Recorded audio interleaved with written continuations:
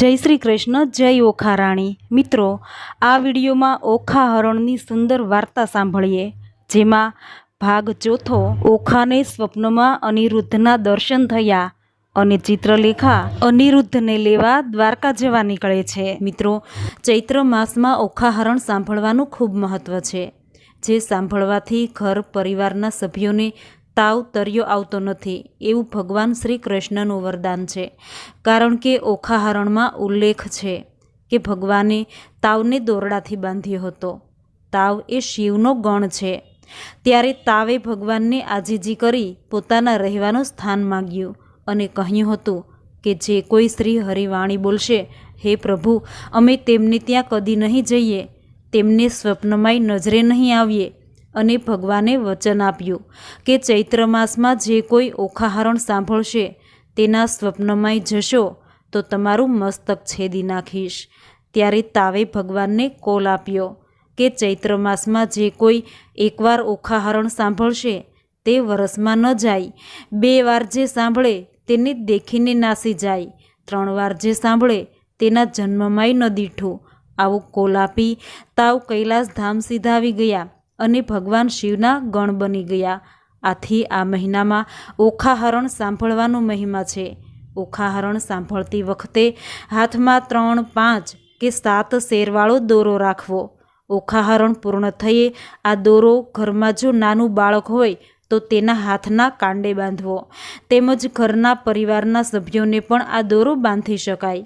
आम करवाथी बाळको के घर परिवारना सभ्योने ताव, एकांतरियो, टाढियो के कोईपण रोग पासे नहीं आवे। आवुं महत्व छे चैत्र मास में ओखा हरण सांभळवानुं के वांचवानुं।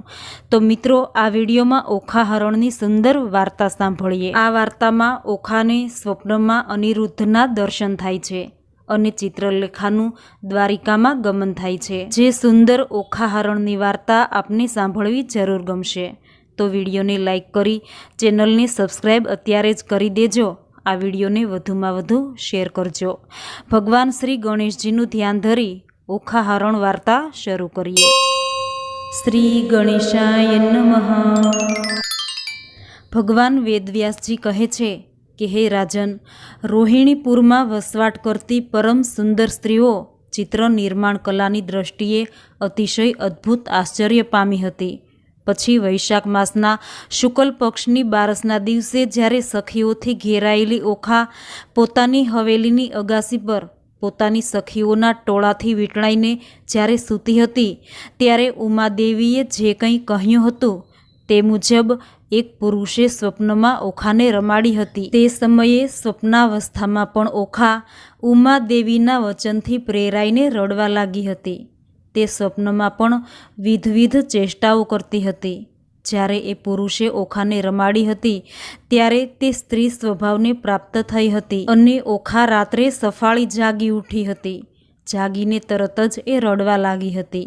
तेने अचानक उठतानी साथे ज रडती जोई तेनी खास सखी चित्रलेखाने एकदमथी आश्चर्य थयुं हतुं अने भयथी व्याकुळ थई गई हती। तेणे प्रेमपूर्वक कह्युं कि हे ओखा, तू शा माटे आटली बधी डरी गई छे अने शा माटे रडवा लागी छो? तू बलिराजानी पौत्री तरीके जाणीती छो, छतां पण तू आटली भयभीत शाने थई गई छो? तने आ लोकमां तो कोई भय ज नथी। तारा पिता रणभूमिमां देवोनो पण नाश करनारा होय। तू अभय छे। तू ऊभी था अने शांत था। तू खोटी चिंता करीने खेद न कर। हे कमलनयनी, आवा निवास ग्रहों में तने भय न थवो जोईए। इंद्राणीनो पति देवेश्वर इंद्र सर्व देवोनी साथे आपणा नगर सुधी हजी तो आव्यो न हतो, एटलामां तो तारा पिताए तेने अनेक वार रण मैदान में पराजित कर्या हता। तारा पिता देवोने पण भय पहोंचाडे छे, असुरोमां श्रेष्ठ छे, पछी तू आटली शाने डरी रही छे? प्रिय सखी चित्रलेखाए ज्यारे ओखाने आम कह्युं त्यारे ओखाए स्वप्नमां जेवुं पुरुषनुं रूप जोयुं हतुं अने ए पुरुषे पोतानी साथे सहशयन सुख भोगव्युं हतुं। ते तमाम वात चित्रलेखाने कही संभळावी। हे सखी, हूँ सती साध्वी सदाचारी कन्या छुं, छतां पण कोई पुरुषे स्वप्नमां आवी अने मने भोगवी छे, तो हूँ हवे जीववानो शो उमंग राखुं શત્રુ દમન કરનાર દેવશત્રુ મારા પિતાને હું શો જવાબ આપીશ? મારો વંશ મહાપ્રતાપી છે, તેમાં મેં ડાઘ કલંક લગાડ્યું છે. આથી હવે મારા માટે જીવતા રહેવા કરતાં મરવું જ યોગ્ય છે. હવે મારે જીવવું જ નથી. મેં સ્વપ્નમાં કોઈ પુરુષને પ્રિય રૂપે મેળવ્યો હતો. જાણે હું જાગતી હોઉં તેમ તેણે મને ભોગવી અને મારી આ દશા કરી છે. મને કયા પુરુષે આવી કરી નાખી? હું કુંવારી હોવા છતાં સ્વપ્નમાં આવી અને કયા પુરુષે મારી આવી હાલત કરી? હવે મને જીવવાની બિલકુલ ઈચ્છા નથી. મેં આ કુળને કલંક લગાવ્યું છે. હું કુલાંગાર છું. હવે મને કોઈનો આશ્રય નથી. સાધ્વી નિષ્પાપ સ્ત્રીઓમાં અગ્ન રહેલી મારા જેવી સ્ત્રી આ રીતે કલંકિત થઈને જીવતી રહી શકે નહીં. ઓખા આવો વિલાપ કરી રહી હતી. તે અનાથની જેમ રુદન કરી રહી હતી. એનો આવો વિલાપ સાંભળીને સર્વ સખીઓ બેભાન જેવી થઈ ગઈ. તે સઘળી સખીઓએ એક થઈ આંખોમાં ચોધાર આંસુ સાથે ઓખાને કહેવા લાગી કે હે દેવી, દુષ્ટ કે અદુષ્ટ મનને લીધે જે કંઈ શુભ કે અશુભ કરાય છે તે જ શુભ કે અશુભ લખાય છે. હે પ્રિય સખી ઓખા, તારું મન તો જરાય દુષ્ટ નથી, તેથી તે મનથી તો અશુભ કર્યું જ નથી. હે ભામિની, દેવયોગી બળાત્કારથી તું ભોગવાઈ છો, અને તે પણ સ્વપ્નાવસ્થામાં. તેથી તારા વ્રતનો લોપ થયો નથી. હે દેવી, વ્યભિચારથી તારાથી કોઈ અપરાધ થયો નથી. સ્વપ્નમાં થયેલો દોષ મનુષ્ય લોકમાં દોષ હોઈ શકે જ નહીં, તેવું ધર્મના મહાન ઋષિઓ કહે છે. મન, વચન અને કર્મથી જે સ્ત્રી દુષ્ટ થઈ હોય તે જ પ્રાપ્ત કહેવાય, એમ વિદ્વાનોએ કહ્યું છે. હે બિક્કણ સ્ત્રી, તારું મન તો સર્વકાળે વિચલિત થતું દેખાતું નથી, તો પછી તને દોષિત કેમ કહી શકાય? તું બ્રહ્મચારિણી જ છે, સાધ્વી, શુદ્ધ ભાવવાળી તથા શુદ્ધ હૃદયવાળી જ છે. તું સૂતી હતી ત્યારે સ્વપ્નાવસ્થામાં આ અવસ્થાને પામી. તેથી તારા ધર્મનો લોપ થયો નથી. જેનું મન પ્રથમ દુષ્ટ થયું હોય, પછી જેણે કર્મથી પાપ કર્મ જાણી બૂજીને કર્યું હોય તેને જ વિદ્વાનો દુષ્ટ કહે છે. પણ હે ભામિની, તું મનથી દુષ્ટ નથી, તે જાણી જોઈને પાપ કર્યું નથી, છતાં સ્વપ્નાવસ્થામાં આવી દશાને પામી છે. તેથી સાબિત થાય છે કે કાળ મહાન છે. જે કાળે બનવાનું હોય છે તે બનવા કાળ બને જ છે. સર્વ સખીઓએ આ રીતે સમજાવવા છતાંય ઓખા તો રડતી જ રહી. ત્યારે કુંભાડ પુત્રી ચિત્રલેખાએ તેને કહ્યું કે હે વિશાળ નેત્રોવાળી, તું શોકનો ત્યાગ કર. હે સખી, મેં જે આ વાક્ય સાંભળ્યું છે તેને તું યોગ્ય રીતે સત્ય સમજીને સાંભળ. હે ઓખા, તું જ્યારે તારા સુંદર પતિનો વિચાર કરતી હતી ત્યારે પાર્વતી દેવીએ દેવાધિદેવ શંકર સામે તને જે વચન આપ્યું હતું તેને હે ભામિની તું યાદ કર.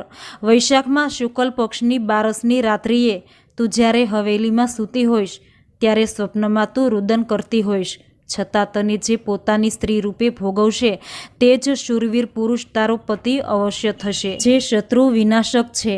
આ રીતે પાર્વતીએ પ્રસન્ન થઈને તને કહ્યું હતું તેને તું યાદ કર. તેમનું વચન ક્યારેય મિથ્યા થનાર નથી. તો પછી હે સખી, તું રુદન શા માટે કરી રહી છે? જ્યારે ચિત્રલેખાએ ઓખાને આમ કહ્યું ત્યારે ઓખાને અચાનક જ પાર્વતી દેવીનું વચન યાદ આવ્યું અને તેણે રડવાનું બંધ કરી દીધું. અને પછી ઓખા કહેવા લાગી કે હે ભામિની, શંકર ભગવાન જ્યારે ક્રીડા કરી રહ્યા હતા ત્યારે દેવી પાર્વતીએ મને જે વચન આપ્યું હતું તે મને હવે યાદ આવે છે. તેમના કહેવા પ્રમાણે જ મેં સ્વપ્નમાં અનુભવ્યું કે ઉમા માતાએ જો એ જ મારો પતિ કહ્યો છે તો મારે તેને કયા પ્રકારે જાણવો જોઈએ? તે માટે જે કરવું ઘટે તે તું કર. ઓખાએ આમ કહ્યું ત્યારે કુંભાડની પુત્રી ચિત્રલેખા અર્થતંત્રમાં અતિશય વિદ્વાન હોય કહેવા લાગી કે હે દેવી, તેનું કુળ જાણવામાં નથી અને તેની કીર્તિ યા પુરુષાર્થ વિશે કોઈ કંઈ જ જાણતું નથી. તો આ શું છે કે જેથી તું આટલી બધી મોહિત થઈ ગઈ છે? અરે, જેને કદી જોયો કે સાંભળ્યો નથી તેને તે સપનામાં જોયો છે. તો હે બીકણ સ્વભાવવાળી, તે રતિચોરને આપણે કઈ રીતે જાણવો જોઈએ? હે પ્રિય સખી, જેણે તને રુદન કરતી પચક્રમ અને બળાત્કારથી અતઃપુરમાં પ્રવેશ કરીને ભોગવી છે તે કોઈ સામાન્ય પુરુષ તો નહીં જ હોય, જે તારા લોકવિખ્યાત નગરમાં જબરદસ્તીથી પ્રવેશ્યો હતો. તે એકલો શત્રુઓનો સંહારક હોવો જોઈએ, જે આદિત્યો, વસુઓ, રુદ્રો અને અતિ પ્રતાપી 2 અશ્વિની કુમારો ભયંકર પરાક્રમી ગણાય છે. તે પણ આ શોણિતપુરમાં પ્રવેશવાને યોગ્ય નથી. છતાં જે અહીં પ્રવેશ્યો હતો તે સર્વ દેવો કરતાંય સેંકડો ગુણોથી ચડિયાતો હોવો જોઈએ, કારણ કે શત્રુઓનો વિનાશ કરનાર પુરુષે બાણાસુરના મસ્તક પર આક્રમણ કરીને શોણિતપુરમાં પ્રવેશ કર્યો હતો. હે કમળનયની, આવો શૂરવીર અને યુદ્ધમાં કુશળ પુરુષ ને સ્ત્રીનો પતિ નહીં થાય તેના જીવતરનો શો અર્થ? અર્થાત તે સ્ત્રીના જીવનનો કે ભોગોનો ખર્ચ નથી, તે કેવળ વ્યર્થ જ ગણાય. પાર્વતી દેવીએ તારા પર કૃપા કરી અને તેમની કૃપાથી કામદેવ જેવો પતિ તને મળ્યો છે. હવે હે સખી, તું મારી વાત ધ્યાનથી સાંભળ. તે કોનો પુત્ર છે તથા એ કયા કુળનો છે તે આપણે અવશ્ય જાણવું પડશે. જ્યારે ઓખાને ચિત્રલેખાએ આ પ્રમાણે સમજાવી ત્યારે ઓખા બોલી કે હે સખી, હું એ પુરુષને કેવી રીતે જાણીશ? હે સખી, મને કંઈ જવાબ મળતો નથી. લોક પોતાના કાર્ય માટે મૂંઝાય છે. પોતાનું કાર્ય કઈ રીતે કરવું તે લોકોને સૂઝતું નથી. માટે હું જે પ્રમાણે જીવ પ્રાપ્ત કરું છું તે મુજબ તું ચિંતન કર. ઓખાનું આ વાક્ય સાંભળીને ચિત્રલેખા બોલી, હે વિશાળ નેત્રી ઓખા, આ ચિત્રલેખા તારી સખી છે. તે સંધિ ગ્રહના કાર્યમાં સર્વ રીતે કુશળ છે. તેથી હે સખી, તું મને એ વિશે જલ્દીથી જણાવ. મને સર્વ ત્રૈલોક્ય સર્વ રીતે સદાય જાણવામાં છે. ચિત્રલેખાનું આવું વાક્ય સાંભળીને ઓખા આશ્ચર્યચકિત થઈ ગઈ હતી. દીનભાવે 2 હાથ જોડીને ઓખાએ તેને સ્વપ્નાવસ્થામાં બનેલ બનાવ વિશે કહ્યું. ત્યારે ચિત્રલેખાએ તેને હૈયાધારણ આપી. પછી ઓખા બોલી કે હે સખી, હવે તું મારા અંતિમ વચન સાંભળ. તું આજે મારા પ્રિય ભરથાર કે જે કમળ નયન છે, મદમસ્ત હાથી જેવી ચાલવાળા છે, તેને જો તું અહીં નહીં લાવી આપે તો હું મારા પ્રાણનો ત્યાગ કરીશ.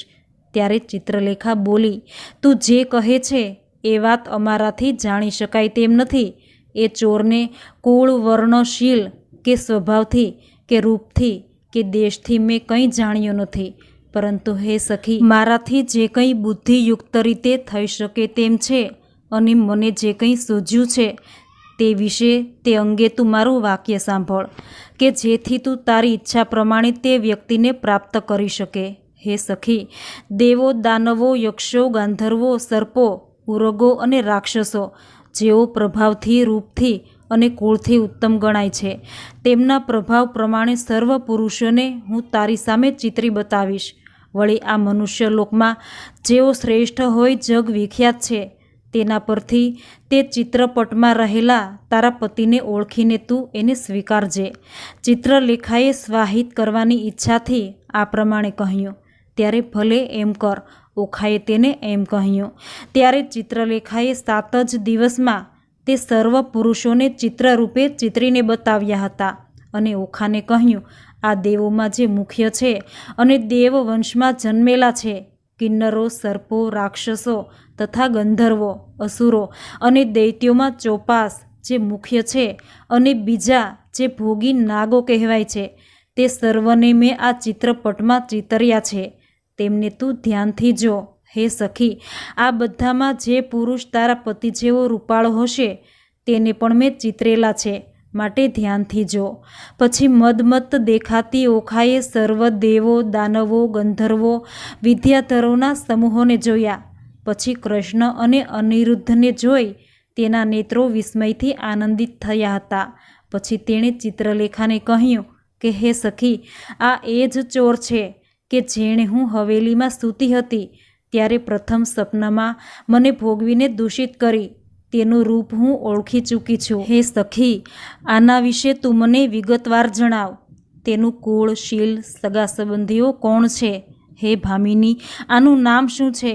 એ બધી વિગતો જાણ્યા પછી જ હું એ વિશે નિર્ણય કરીશ. ત્યારે ચિત્રલેખા તરત જ હસી પડતા બોલી, એ પુરુષ ત્રિલોક્યના નાથ શ્રી કૃષ્ણનો પૌત્ર છે. તેના પરાક્રમો ભયાનક છે. ત્રિલોકમાં આવો પુરુષ કોઈ થયો નથી કે જે પરાક્રમોમાં તેની બરાબરી કરી શકે. પર્વતોને જ ઉખેડીને તે જ પર્વતને ઊંચકીને બીજા પર્વતોના ચૂરા કરી શકે એ પોતે બળવાન છે. યદુશ્રેષ્ઠ, આ પુરુષ જો તારો પતિ થયો છે તેથી તું પ્રશંસાને પાત્ર છે. ત્રિનેત્રધારી ભગવાન શંકરના પત્ની પાર્વતી દેવીએ તારા પર કૃપા કરી છે અને તારે યોગ્ય સજ્જન પતિ મેળવી આપ્યો છે. ત્યાર પછી તરત જ ઓખા આનંદ વિભોર થઈ બોલી ઉઠી, હે પ્રિય સખી, આ કામને માટે તું જ લાયક છે. હે સખી, મને અન્ય કોઈ ગતિ કે આધાર નથી, માટે ગતિ રહિત એવી મને તું જ શાંતિરૂપા થા. તું અંતરિક્ષમાં ફરી શકે તેવી યોગીની અને ઈચ્છિત રૂપ ધારણ કરનારી છે, માટે તું મારા પ્રિયતમને જલ્દીથી અહીં લઈ આવ. હે ડરપોક, તું એના ઉપાયનો વિચાર કર. હે પ્રિય સખી, ખૂબ જ તર્ક અને વિચાર કર્યા પછી જ તું જે ઉપાય વડે કાર્ય સિદ્ધ કરે તે ઉપાય કરીને હે સખી તું સફળ થઈને પાછી ફરજે. જે મિત્ર આફતમાં મદદરૂપ થાય છે તે જ સાચો મિત્ર કહેવાય છે. માટે હે સખી, હું કામાગ્નિથી પીડાઉં છું, તો તું મારા પ્રમાણને ધારણ કર. તું મારા પ્રિય પાત્રને નહીં લાવે તો હે સખી, હું તરત જ મારા પ્રાણનો ત્યાગ કરીશ. ત્યારે ચિત્રલેખા હૈયા ધારણ આપતા બોલી કે હે કલ્યાણી, તું મારું વચન સાંભળ. હે દેવી, જેમ બાણાસુરની આ નગરીનું સર્વ રીતે રક્ષણ થાય છે તે જ રીતે દ્વારિકા નગરીનું પણ રક્ષણ થાય છે. તેથી એ દ્વારિકા દેવોથી પણ પરાજિત થવી મુશ્કેલ છે, કારણ કે તે લોખંડના તારોથી સુરક્ષિત છે. દરવાજા ગુપ્ત છે. દ્વારિકામાં વસતા યાદકુમારો તેનું ચોપાસથી રક્ષણ કરે છે. સમુદ્રમાં જળમય ખાઈ રહેલી છે. વિશ્વકર્માએ દ્વારિકાની રચના કરી છે. શ્રી કૃષ્ણની આજ્ઞાથી બળવાન પુરુષો તેનું રક્ષણ કરે છે. નગરીનો પર્વતમય કિલ્લો અને તેની આજુબાજુ ખાઈ છે. દુર્ગમ માર્ગે એમાં જઈ શકાય છે. તે ઉપરાંત ચારે બાજુ 7 કિલ્લા છે. તેને ધાતુઓથી સુશોભિત પર્વતો વડે નિર્માણ કરાયા છે. અજાણ્યા કોઈ પણ તેમાં પ્રવેશી શકતા નથી. માટે તું તારું, મારું અને તારા પિતાનું રક્ષણ કર. ત્યારે ઓખા જીદ ભર્યા અવાજે બોલી કે હે સખી, યોગ પ્રભાવથી તારો દ્વારિકામાં પ્રવેશ શક્ય છે, તો પછી મને અતિશય વિલાપ કરાવવાથી તને શો ફાયદો? હે સખી, હું તને કહું છું તેનું કારણ સાંભળ. અનિરુદ્ધનું મુખ પૂર્ણ ચંદ્રમા જેવું પ્રભાવવાળું છે. તેને જો હું નહીં જોઉં તો છેવટે યમલોકમાં જઈશ. હે ભામિની, કોઈ પણ દૂતને મેળવીને કાર્યો સિદ્ધ કરી શકાય છે. માટે જો તું મને જીવિત જોવા ઈચ્છતી હો તો તું જલ્દી અહીંથી દ્વારિકા ઉપડ અને દૂતપણું કર. મારા પ્રેમભર્યા વચનો જો તું સમજતી હોય તો મારા અનિરુદ્ધને અહીં વીજળી વેગે લઈ આવ. જે કામ આવેશવાળી કામિનીઓ કામથી પીડાયેલી હોય અને કામમદથી વિહવળ બની હોય તેમના જીવનનો સંદેહ હોય છે. તેઓ સ્વકુળ નાશને પણ જોતી નથી. દરેક કાર્ય માટે પ્રયત્ન કરવો ઘટે. હે વિશાળ નેત્રી, તું દ્વારિકામાં પ્રવેશવાને સમર્થ છે. વળી મેં સારી રીતે તારી સ્તુતિ પણ કરી છે. તો હે ભીરુ, તું મારા પ્રિયતમનું દર્શન કર. મને જલ્દીથી તેની સાથે મધુર મિલાપ કરાવી આપ. ત્યારે ચિત્રલેખા શાંતિથી બોલી કે હે સખી, તે મને અમૃત તુલ્ય વચનો કહીને સારી રીતે સ્તુતિ કરી છે. મધુર અને પ્રિય વાણીથી મને પ્રેરણા કરી છે. હવે હું શીઘ્ર દ્વારિકા ભણી પ્રયાણ કરું છું. એ નગરમાં પ્રવેશ કરીને યાદવ કુળમાં ઉત્પન્ન થયેલ તારા પ્રિયતમ અનિરુદ્ધને અહીં લાવું છું. આવું દાનવોને ભયભીત કરાવનાર અમંગળ છતાં સત્ય વચન કહીને ચિત્રલેખા મનના સમાન વેગપૂર્વક તરત જ ત્યાંથી અદૃશ્ય થઈ ગઈ. ચિત્રલેખાએ એ દિવસે ત્રીજા મુહૂર્તમાં બાણાસુરના નગરમાંથી અદૃશ્ય રૂપે પ્રયાણ કર્યું. ચિત્રલેખા પોતાની સખી ઓખાનું કલ્યાણ કરવા માગતી હતી. તપોધનનું પૂજન કરતી કરતી ક્ષણવારમાં શ્રી કૃષ્ણથી રક્ષિત દ્વારિકામાં પહોંચી ગઈ. એ દ્વારિકા કૈલાસ શિખર જેવા આકારના મહેલોથી શોભતી હતી. સુંદર તારાથી ખંડિત અને શોભિત દ્વારિકાને ચિત્રલેખાએ દૂરથી નિહાળી. ઓખાહરણ વાર્તાનો ચોથો ખંડ સમાપ્ત. મિત્રો, આશા રાખું છું આ સુંદર વાર્તા સાંભળવી આપને જરૂર ગમી હશે. ઓખાહરણ વાર્તાના 5મા ખંડમાં સાંભળશું ઓખા અનિરુદ્ધના ગાંધર્વ લગ્ન. જે સુંદર વાર્તા સાંભળવા માટે મારી ચેનલને અત્યારે જ સબસ્ક્રાઈબ કરી દેજો. વિડીયો પસંદ આવ્યો હોય તો લાઈક કરજો. આ વિડીયોને વધુમાં વધુ શેર કરજો. કમેન્ટમાં જય ઓખારાણી જરૂર લખજો. ફરી મળીશું ઓખા હરણની બીજી વાર્તા સાથે. જય માતાજી.